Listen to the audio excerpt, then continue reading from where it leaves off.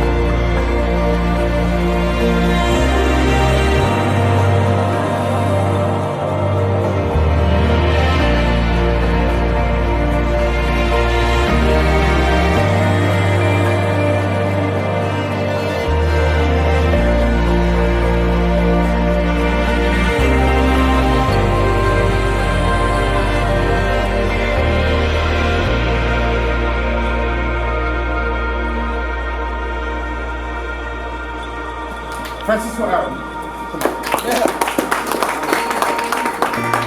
Hello, y'all. How y'all doing, everybody? Like I said, my name is Francisco, but everybody call me Frank. Frank Nitty, that's what they call me in the music industry. I'll give y'all a little bit of history about myself. I grew up in Boston. I was part of this program. Spence, me, Alex, my brother Patterson, a few other guys, Reggie. This program had a big impact in saving my life. I was fortunate enough to have my mom and my dad in my household, but my father worked 2 jobs.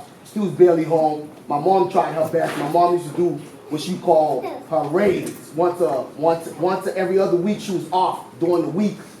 Whenever she work a weekend, the next week she only get 1 day off during the weekend. She would raid my room, go through my room, throw my stuff up, check, make sure that I wasn't out there doing the things I wasn't supposed to.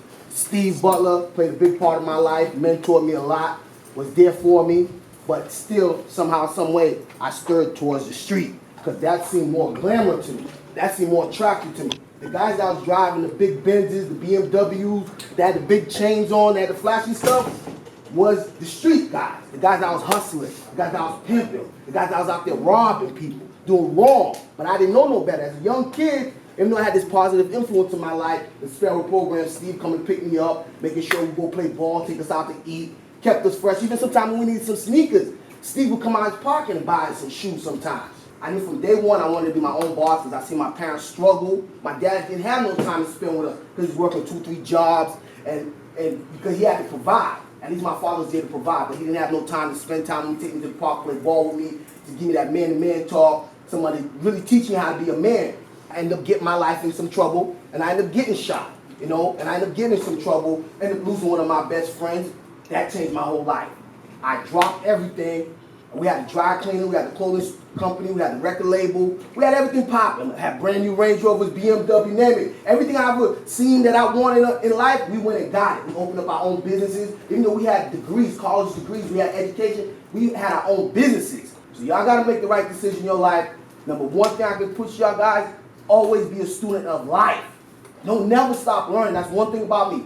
I knew I never wanted to work for nobody, but I never stopped learning. I learned from older, younger, dumber people. Even somebody you might think is dumb, you can learn something from. Something dumb that you don't want to do. But you when that dumb do, don't do the same thing. So you can always learn from somebody, guys, and instead of looking at the thing after my friend died, I stopped looking at life so negative. I stopped looking at all the things that I didn't have. I started looking at all the things I did have. I started appreciate life more. I wanted to help people more. I didn't want to hurt nobody anymore.